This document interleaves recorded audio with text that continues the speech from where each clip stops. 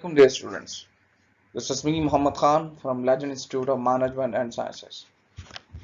Today, we are going to continue the remaining part of chapter number 2.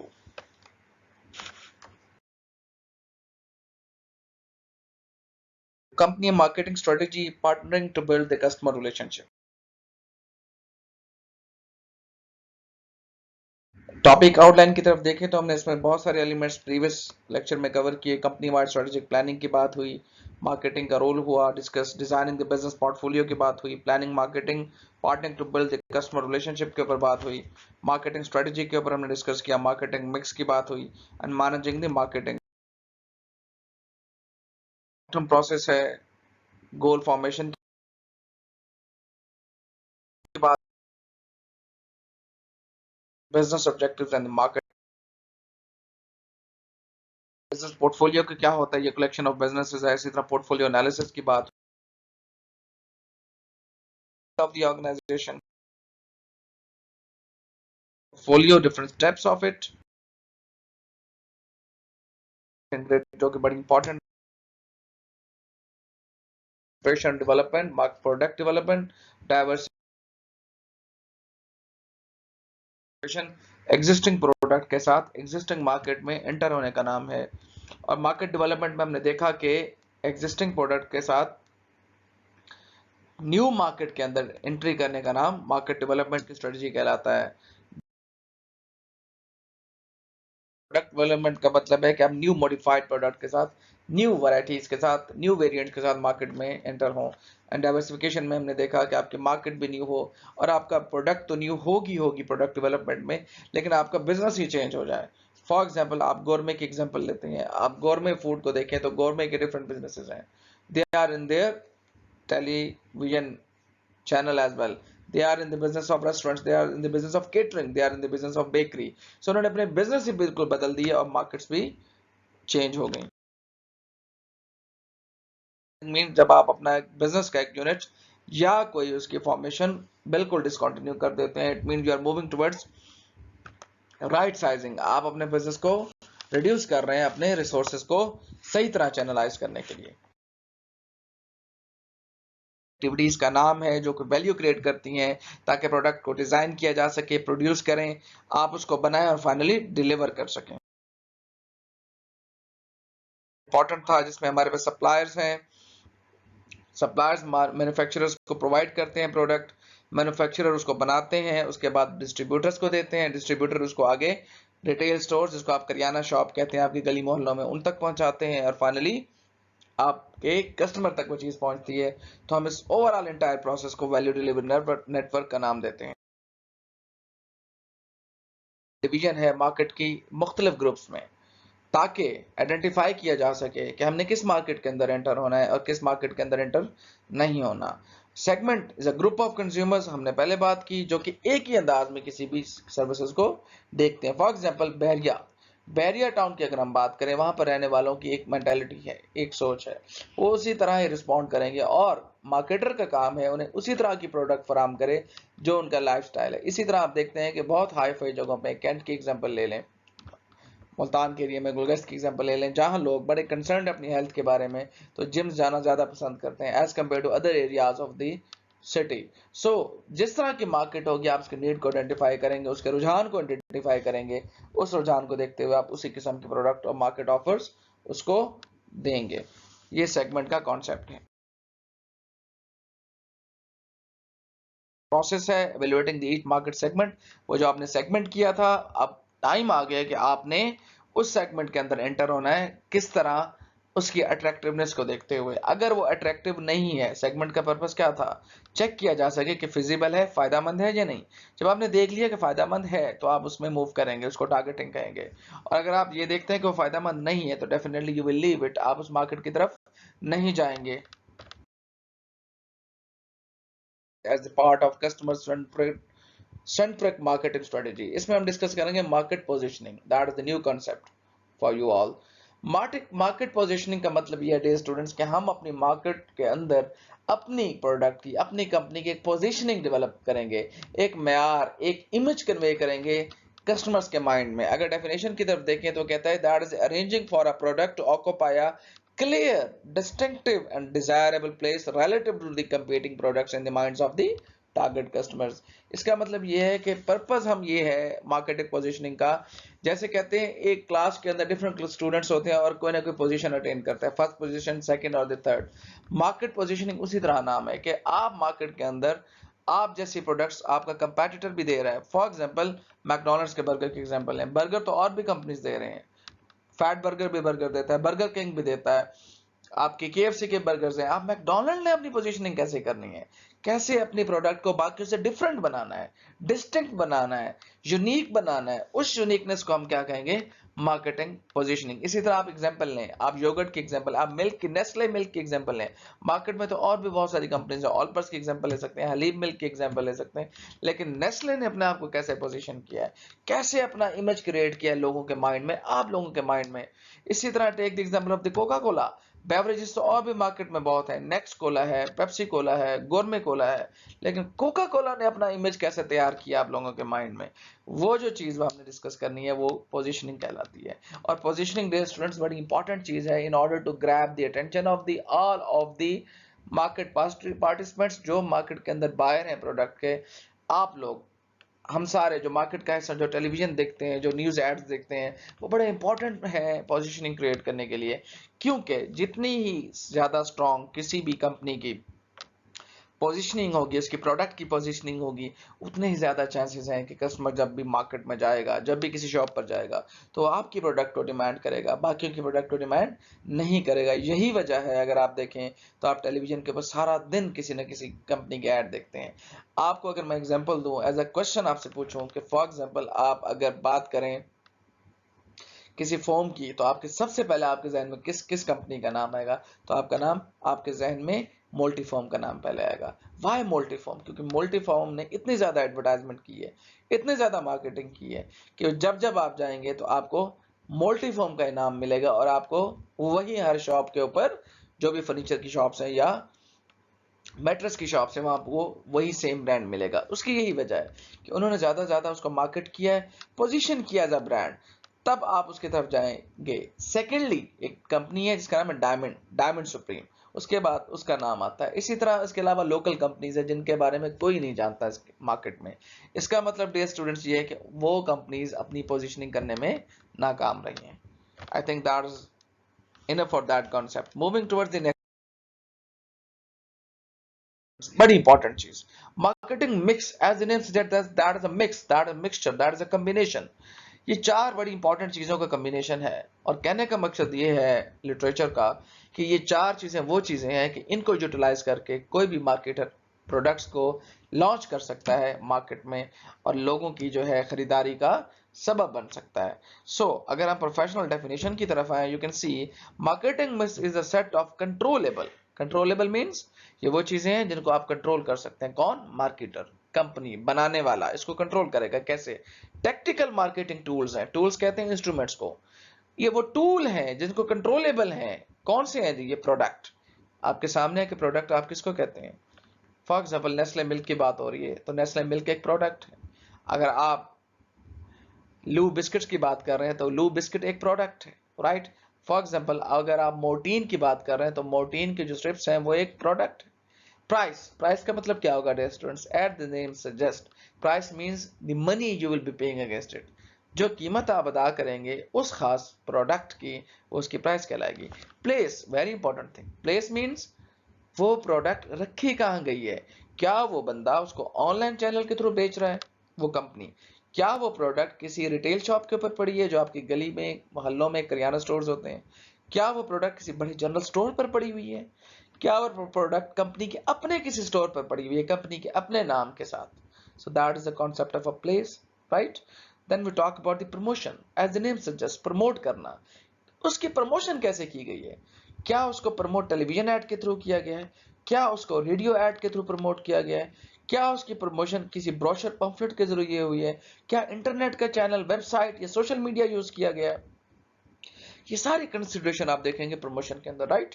So that the firm blends, blends में इनको इकट्ठा करती है to produce in the response it wants in the target market के अंदर अपना response पैदा करने के लिए, लोगों के अंदर उसकी दिलचस्पी पैदा करने के लिए, एक इमेज, आइडिया और नॉलेज, इंफॉर्मेशन पैदा करने के लिए इन 4 कंट्रोलेबल टूल्स को जो यूज किया जाता है उसको हम क्या कहेंगे? A complete and comprehensive marketing mix. Okay, talking about the next one in detail. Market planning, parts of the market plan, very important thing. Managing the marketing effort. इसका मतलब ये है कि आप अपनी कंपनी के जो मार्केटिंग एफर्ट्स हैं उसको कैसे मैनेज करेंगे? आपने मार्केटिंग स्टार्ट की, राइट? हमने शुरू में इसका कॉन्सेप्ट डिस्कस किया, आपने प्रोडक्ट बनाना शुरू की, उसके बाद आपने उस कस्टमर की नीड आइडेंटिफाई की, प्रोडक्ट डिजाइन की, अपनी शॉप पर रखे, डिस्ट्रीब्यूटर को ढूंढा, उसने जाकर रखवाई ताकि आपकी प्रोडक्ट बिक सके। या आपने इतने मराइल से आप गुजरे हैं, आपने एफर्ट की, आपने कोशिश की है, क्या आप उसको मैनेज नहीं करेंगे? Yes, you have to manage it. Market planning के हमारे पास मैनेजेबल जो पार्ट्स हैं वो यहाँ पे डिस्क्राइब किए गए। First of all is the executive summary, very important day students. जब आप किसी भी काम को करने लगते हैं उससे पहले आप एक रॉ स्ट्रक्चर बनाते हैं, डॉक्यूमेंटेशन करते हैं, आप लिखते हैं कि मैंने ये करना है, मैं ये करूंगा फ्यूचर में। एग्जेक्टिव समरी यही चीज की गमाजी करती है। जब मार्केटर कुछ बनाता है, कुछ बनाने का इरादा करता है, मार्केट को सेल करना चाहता है, पहले वो एग्जेक्टिव समरी बनाता है जिसमें वो लिखता है कि मैं फलां बंदा ये चीज बनाऊंगा, मैं फलां से खरीदूंगा, इस तरह बनेगी, फलां टाइम में बनेगी और फलां मार्केट में बेचूंगा, इस तरह बेचूंगा, राइट? ऑनलाइन बेचूंगा या स्टोर के थ्रू बेचूंगा। एग्जेक्टिव समरी में वो सारी चीजें इंक्लूड करता है, राइट? सो ये बड़ी इंपॉर्टेंट है कि आप पहले एग्जेक्टिव समरी बनाएं। उसका फायदा क्या होगा? उसका फायदा ये होगा कि आपको कल को चेक करने में आसानी होगी कि जो मैंने एग्जेक्टिव समरी बनाई थी क्या मैं उसके मुताबिक चल रहा हूँ, ठीक है ना? तो वो आपको एक काइंड ऑफ आइडिया देगी कि मुझे इसके मुताबिक चलना चाहिए। Second is marketing situation, very important. बार बार हमने बात की डियर स्टूडेंट्स कि मार्केट में आप कस्टमर्स को तब तक कुछ सेल नहीं कर सकते जब तक आप मार्केट की नीड्स ना आइडेंटिफाई करें और मार्केट की सिचुएशन ना देखें। नीड्स का मतलब ये कि लोग उसको चाहते हैं या नहीं चाहते, ये मार्केट सिचुएशन का हिस्सा है। मार्केट सिचुएशन से मुराद आजकल के, जैसे आप कोरोना में क्रिटिकल हालात को देखते हैं, यू कैन सी कि आजकल के हालात में सबसे ज्यादा बिकने वाली चीजें क्या हैं? क्या आप मास्क बेच रहे हैं तो वो बिकेंगे? यस, मार्केटिंग सिचुएशन है कि मास्क बिकेगा। सोप बेचेंगे, बिकेगा? यस, सोप बिकेगा। आप इस हालात में अगर बेचना चाहते हैं, फॉर एग्जांपल सैनिटाइजर, क्या वो बिकेंगे? यस, वो बिकेंगे, क्योंकि मार्केटिंग सिचुएशन ये डिमांड करती है। लेकिन अगर यहाँ आप रेस्टोरेंट खोलकर खाने पीने की चीजें बेचना चाहें तो क्या बिकेंगी? नो। इन हालात में रेस्टोरेंट का बिजनेस नहीं होना चाहिए। क्यों? क्योंकि आपको पता है कि लोग घरों से बाहर नहीं निकल रहे हैं तो बहुत कम निकल रहे हैं, और शॉप्स का रुख नहीं कर रहे। इट मीन्स डियर स्टूडेंट्स, अगर आपने मार्केट सिचुएशन को समझना है, उसके मुताबिक प्रोडक्ट को ऑफर करना है। क्लियर है? Third is threats and opportunities, very important. Threat का मतलब है ये मार्केट सिचुएशन से ताल्लुक रखता है। थ्रेट मीन्स मैंने अगेन बात की कि आप रेस्टोरेंट का बिजनेस स्टार्ट नहीं करेंगे क्योंकि आपको थ्रेट है कि करंट कंडीशन में मेरी प्रोडक्ट लेने वाला कोई नहीं है। आप मिठाइयों का बिजनेस स्टार्ट नहीं करेंगे, आपको पता है कि इस हालात में शादी ब्याह के जितने भी मौके हैं वो कैंसिल हो चुके हैं। आपको पता है कि कोई बर्थडेज नहीं सेलिब्रेट की जा रही, कोई भी खुशी का लम्हा उस तरह पब्लिक में सेलिब्रेट नहीं किया जा रहा। तो इस हालात में जो हमारा सबसे बड़ा थ्रेट है वो कोरोना वायरस की डिजीज है, इसकी वजह से मुझे स्टार्ट नहीं करना चाहिए मिठाइयों का बिजनेस। तो ये आपका थ्रेट है। इसी तरह अपॉर्चुनिटी है, अपॉर्चुनिटी थ्रेट से निकलती है डियर स्टूडेंट्स। इस केस में अपॉर्चुनिटी भी एग्जिस्ट करती है। फॉर एग्जांपल, मैंने पहले एग्जांपल दिया आपको सैनिटाइजर बिजनेस। आप घरों में सैनिटाइजर बनाएं, आप कंपनी खोल लें छोटी सी, आप मास्क बनाएं, आप सोप बेचें, आप बाकी प्रिकॉशनरी मेजर की चीजें बेचें, आप डिफरेंट किट्स बनाकर डॉक्टरों के लिए सेल करना शुरू कर दें। ये आपके लिए अपॉर्चुनिटी है। इसी तरह जब हालात ठीक हो जाएंगे तो डेफिनेटली मार्केट्स दोबारा खुलेंगे, उस मार्केट में लोगों की डिमांड बढ़ेगी क्योंकि मार्केट में लोग डेढ़ महीने से एंटर नहीं हुए, अपने घरों में मौजूद है। जब मार्केट्स खुलेंगी तो definitely they will moving towards the market. तो आपको अपना स्टॉक ज्यादा करना पड़ेगा। अगर आप दुकानदार हैं या आप कपड़ा बेचते हैं तो आपको पता है रमजान के बाद ईद आने वाली है, तो आपको अपना कपड़ा डबल करना पड़ेगा, ट्रिपल करना पड़ेगा, वैरायटी ज्यादा रखनी पड़ेगी। सो ये क्या है? ये आपकी अपॉर्चुनिटी है, right? Then talking about the objectives and issues, very important. अब ऑब्जेक्टिव की बात करें कि आपकी कंपनी का ऑब्जेक्टिव क्या है। क्या आपने कंपनी में प्रॉफिट कमाना है सिर्फ, या नीड आइडेंटिफाई करके ऐसी प्रोडक्ट लॉन्च करनी है जिससे आपके कस्टमर्स को फायदा हो। इश्यूज क्या हैं, आपके साथ क्या प्रॉब्लम्स हैं, आपके बिजली के इश्यूज हैं, इकोनॉमिक इश्यूज हैं, मार्केट के इश्यूज हैं, लोगों को पता नहीं है आपकी प्रोडक्ट का तो आपको मार्केट करनी पड़ेगी। तो ये सारे इश्यूज आप डिस्कस करेंगे। एक्शन प्रोग्राम, वेरी इंपॉर्टेंट है स्टूडेंट्स। एक्शन प्रोग्राम का मतलब ये है कि अब आपने थ्रेट भी देख लिए, आपने अपने ऑब्जेक्टिव भी देख लिया कि मेरा क्या मकसद है, मैं क्या करने वाला हूं। अब टाइम आता है कि एक्शन प्रोग्राम बना लें। आप प्रोग्राम बना लें कि मैंने करना क्या है, मैंने इसके ऊपर कैसे एक्ट अप ऑन करना है, मैं उसको कैसे ठीक करूंगा। Finally second last is budgets, very important. किसी भी काम को करने के लिए बजट्स की बहुत ज़्यादा ज़रूरत होती है। अगर आप कोई एम्प्लॉय रखना चाहते हैं तो आपको बजट की ज़रूरत है। अगर आप अपनी प्रोडक्ट को बढ़ाना चाहते हैं आपको बजट की ज़रूरत है। जैसे मैंने बताया, कोरोना ख़त्म हुआ, आपने अपनी दुकान खोली, दुकान आपकी गारमेंट्स की है, तो आपको पता है आपके पास लोग जो पहले फॉर एग्जाम्पल एक मंथ के अंदर 100 के करीब लोग आते थे, अब वो तकरीबन 300 टू 400 के करीब आएंगे। लोग तो शायद वही हो, लेकिन लेकिन होगा क्या, होगा ये कि उन्हीं लोगों में उनकी डिमांड बढ़ जाएगी और उनकी जो स्ट्रेंथ है, उनके नंबर्स हैं, उनके खरीदारी की जो सकत है और प्रोडक्ट्स लेने की जो गुंजाइश है वो बढ़ जाएगी। इसकी वजह से आपको बजट एलोकेट करनी है, आपको प्रोडक्ट ज्यादा रखनी है। And finally is the controls, yes you have to control. Controls का मतलब ये है डियर स्टूडेंट्स कि ये जो आपने सारा प्रोसेस किया, आपने एक्शन प्रोग्राम बनाया है, आप बजट एलोकेट किया है, इसको कंट्रोल करने का टाइम है। कंट्रोल मींस आपको चेक करना पड़ेगा कि सारी एक्टिविटीज क्या राइट डायरेक्शन में जा रही हैं। जो आपने सोचा था ऑब्जेक्टिव्स एंड इश्यूज में, क्या आपके ऑब्जेक्टिव सारे मीट हो रहे हैं, क्या कुछ ऐसा तो नहीं है जिसमें तब्दीली की गुंजाइश हो, कुछ आपको चेंज करने की जरूरत पड़े। All you have to understand with respect to your marketing efforts, and you have to manage all of the marketing efforts as a market planning. Okay, talking about the next concept, marketing efforts, marketing implementation। implementation बड़ा important चीज है। implementation का dear students मतलब होता है आप किसी चीज को इंप्लीमेंट करते हैं, मींस लागू करते हैं। जो आपने ऑब्जेक्टिव आइडेंटिफाई किए, जो थ्रेट्स अपॉर्चुनिटीज देखी, अब टाइम है अपनी प्रोडक्ट को लॉन्च करने का और एक्शन परफॉर्म करने का। Is the process that implementing is the process that turns marketing plan, जो हमने पीछे डिस्कस किया, इनटू मार्केटिंग एक्शंस, जो हमने देखा एक्शन प्रोग्राम की शक्ल में, to accomplish the strategic marketing objective. वही ऑब्जेक्टिव जो हमने पीछे डिस्कस किया कि आपने एक ऑब्जेक्टिव बनाना है, उसके बाद ऑब्जेक्टिव के ऊपर काम करना है। Finally, the successful implementation depends upon how well company blends its people, organization structure, decision and reward system. Very important. वो कहता है कि ये बड़ा जरूरी है कि आप आइडेंटिफाई करें कि सक्सेसफुल इंप्लीमेंटेशन कैसे होगी। ये तब तक मुमकिन नहीं है जब तक आप अपने लोगों को ऑन बोर्ड ना लें। लोग आपसे राजी होने चाहिए, उनकी तनख्वाहें अच्छी होनी चाहिए, उनके वर्किंग एनवायरनमेंट अच्छी होनी चाहिए, फ्लेक्सिबल होनी चाहिए, पीपल आपके साथ हो, ऑर्गेनाइजेशन स्ट्रक्चर आपका ऑर्गेनाइजेशन का, उसमें मैनेजर कौन है, कौन किसको देखेगा, कौन किसके साथ बात करेगा, कौन किसको कंट्रोल करेगा, ये आपको पता होना चाहिए। डिसीजन, फैसले फैसले एक दूसरे के साथ लिंक करने हैं आपने। ऐसा कतई नहीं होना चाहिए कि लोग डिसीजन लें लेकिन उसको फिर अमल दरामद ना हो या उसको माना ना जाए। आपने देखना है कि लोग, स्ट्रक्चर आपका और डिसीजन और रिवार्ड सिस्टम क्या आपस में एक दूसरे के साथ लिंक्ड है। रिवार्ड सिस्टम का मतलब ये है कि अगर कोई आपका एम्प्लॉय अच्छा काम करता है, आपको अच्छा डिसीजन देता है, आपको अच्छा प्रॉफिट कमा के देता है, तो क्या आपको रिवार्ड नहीं करेंगे? सैलरी तो आप उसको देते हैं, लेकिन एक्स्ट्रा इनाम भी आपने उसको देना है। आपने उसकी मोटिवेशन करनी है, उसकी दिलजोई करनी है, ताकि वो फ्यूचर में अगेन अच्छा परफॉर्म करे और आपको अच्छा डिसीजन लेकर दे। And company culture into cohesive action plan that supports its strategy. Finally is a company culture. इन चार लोगों के साथ, चार फैक्टर्स के साथ आपने कंपनी के कल्चर को भी मिलाना है। जैसे कहते हैं ना, ये फला जगह का कल्चर है जी, कि यहाँ पाकिस्तान का जैसे आप कहते हैं ओवरऑल कल्चर है कि लोग मेहनत नहीं करते, कल्चर है। ओवरऑल कल्चर है कि स्टूडेंट्स पार्टिसिपेट नहीं करते। ओवरऑल कल्चर है कि हुकूमतें काम नहीं करती। आप एक सुनते होंगे ना, यहाँ का कल्चर ऐसा है, आप सुनते होंगे।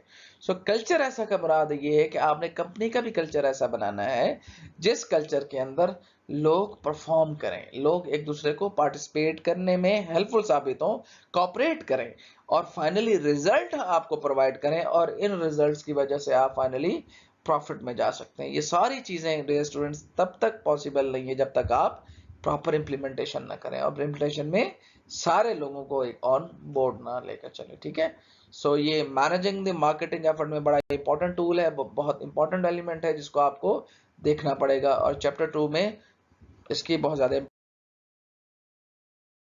मार्केटिंग डिपार्टमेंट ऑर्गेनाइजेशन, ये बड़ी इंपॉर्टेंट चीज है। इसका मतलब ये कि हमने मार्केटिंग डिपार्टमेंट्स को देखना है।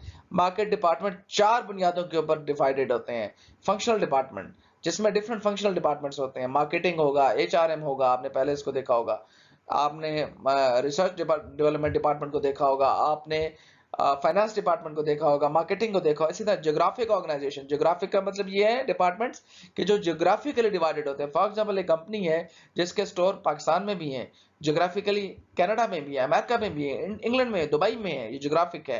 प्रोडक्ट मैनेजमेंट ऑर्गेनाइजेशन का मतलब है वो जो डिफरेंट प्रोडक्ट को हैंडल करती है। बहुत सारी ऐसी कंपनीज हैं डियर स्टूडेंट्स, कोका कोला की इस दुनिया में 500 से ज्यादा प्रोडक्ट्स हैं, लेकिन आपको सिर्फ कोका कोला का इल्म है, राइट? क्यों? क्योंकि कोका कोला पाकिस्तान में 3 से 4 प्रोडक्ट को हैंडल करती है, बाकी प्रोडक्ट्स को बाकी मुल्कों में हैंडल करती है, राइट? सो प्रोडक्ट के हवाले से करना प्रोडक्ट मैनेजमेंट ऑर्गेनाइजेशन कहलाएगा। और मार्केट और कस्टमर मैनेजमेंट का मतलब ये है कि डिफरेंट मार्केट्स की बुनियाद के ऊपर कि ये कौन सी मार्केट है, ये बच्चों की मार्केट है, ये बड़ों की मार्केट है, इसमें लेडीज लेंगी, इसमें लेडीज की गारमेंट्स रखनी है, जेंट्स की रखनी है, ये डिफरेंट मार्केट्स हैं, ये प्रोफेशनल्स की रखनी है, ये हाउस वाइफ्स के लिए रखनी है, ये तमाम चीजें आपकी मार्केट और कस्टमर से रिलेटेड है। तो इसको जो मैनेज करेगा वो मार्केट और कस्टमर मैनेजमेंट डिपार्टमेंट कहलाएगा, right? Finally, controlling is the measurement and evaluation of the results. आप रिजल्ट को इवैल्यूएट करें, मेजर करें, and taking the corrective action, हमने पहले बात की। ऑपरेटिंग कंट्रोल रखें आप। ऑपरेटिंग कंट्रोल का मतलब है कि जो आपके कंपनी के अंदर ऑपरेशंस चल रहे हैं, फॉर एग्जांपल आप जूते बनाते हैं, आप जूते बनाने के लिए जो ऑपरेशन चल रहे हैं कि कहीं से आप चमड़ा लेंगे, कहीं से आप सोल लेंगे, कहीं से आप स्टिचिंग के लिए धागा लेंगे, उनको एक जगह पर रख के उसको बनाएंगे, आपने वो ऑपरेटिंग कंट्रोल रखना है। फाइनली जी स्ट्रेटेजिक कंट्रोल। स्ट्रेटेजिक कंट्रोल का मतलब है जो आपने स्ट्रेटेजीज बनाई थी शुरू में, स्ट्रेटेजी हम चैप्टर शुरू से पढ़ते आ रहे हैं डियर स्टूडेंट, स्ट्रेटेजिक प्लानिंग के नाम से, जो प्लानिंग बनाई थी उस पर कंट्रोल, ताकि मालूम हो सके कि आप सीधे राह पे। I think return of marketing investment very important. मतलब ये कि जो आप मार्केटिंग एक्टिविटीज कर रहे हैं उसके ऊपर रिटर्न क्या है, रिटर्न मींस आपको फायदा क्या है। Marketing ROI is the net return from the marketing investment divided by the cost of the marketing investment. Marketing ROI provides a measurement of the profits generated by the investment in the marketing activities। Clear है जी? इसका मतलब ये है कि आपने marketing की activities के ऊपर पैसा लगाया, हमने पहले बात की, आपने इश्तिहार लगाया, आपने मार्केटिंग के लिए शॉप्स ओपन की, उसके ऊपर आपने बिलबोर्ड लगाए, आपने टेलीविजन पे चलाया एड, तो आपकी मार्केटिंग के ऊपर एफर्ट्स हुई है ना। उनका डिवाइड करें उनकी कॉस्ट से कि उसके ऊपर खर्चा कितना आया है, और ऊपर आप किसको रखेंगे, रिटर्न को रखेंगे, आप उससे कमाया कितना है। जो आपका अगर पॉजिटिव रिजल्ट आता है तो उससे आपको मालूम होगा कि आप प्रॉफिट में जा रहे हैं, अगर नेगेटिव रिजल्ट आया तो इट मींस आप loss. Your second chapter has been completed. I would request all of you to please go through the chapter. You are actually recommended to please go through the book because that is not the comprehensive one. Slide से हम आपको तमाम concepts का एक idea overview दे सकते हैं, तमाम topics के कॉन्सेप्ट के बारे में बता सकते हैं, but we can not drill down into the details. Details आपको बुक से ही पढ़नी पड़ेंगी.